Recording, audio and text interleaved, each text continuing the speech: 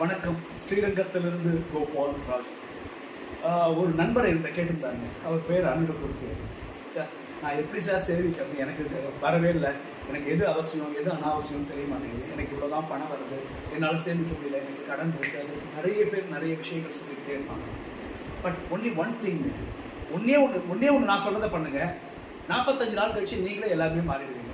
எது அவசியம் தெரியும், அது அனாவசியம் தெரியும், எப்படி சேமிக்கணும்னு உங்களுக்கே தெரிஞ்சுன்னு நான் சொல்லி தர தேவையில்லை. டெய்லி ஒரு டைம் ஃபிக்ஸ் பண்ணி, there is only one time.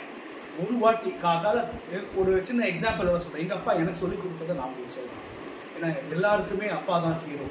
எனக்கும் எங்கள் அப்பா தான் ஹீரோ. எங்கள் அப்பா சொல்லிக் கொடுப்பாரு. சின்ன வயசில் நம்ம எழுந்தோடனே பழுத்து வைப்போம். ஒரு சின்ன வயசில் நம்மளுக்கு சொல்லிக் கொடுப்பாங்க. எக்ஸ்ட்ரீட்டுக்கும் கொள்ளுவோம். அதுக்கப்புறம் ஒரு 5 வயசு வரும்போது என்ன ஆகும்? நம்மளுக்கு யாரும் சொல்லிக் கொடுப்பாங்களா? யாரும் சொல்லிக் கொடுப்பாங்க. எழுந்துப்போம், பழுத்தேப்போம், காப்பி சாப்பிடுவோம். இந்த மாதிரி ஒரு ரொட்டீன் வந்துடுது. அது நம்ம மைண்டில் போய் ஸ்டோர் ஆகிடும். எதுவாக அதே தான் எங்கள் அப்பாவும் சொல்லுவார். நீ டெய்லி பிடிக்கலையோ தொடர்ந்து பண்ணிட்டே வா, அது உனக்கு ஹேபிட் ஆகிடும்னா நீ அதை மாற்றிக்க மாட்டேன்னு சொல்லுவேன். அதே தாங்க நானும் சொல்கிறேன். 45 நாள் மார்னிங் ஒரு 8 o'clock வச்சுருங்களேன். ஒரு உண்டியல் வச்சுருக்கேன். 10 ரூபாய்க்கு மேலே போட்டுறாதீங்க. வெறும் 10 ரூபாய் டெய்லி, வெறும் 10 ரூபா காத்தால 8 மணிக்கு போட்டுவாங்க. 45 நாள் போடுங்க. 46வது நாள் அந்த பணம் எடுங்க.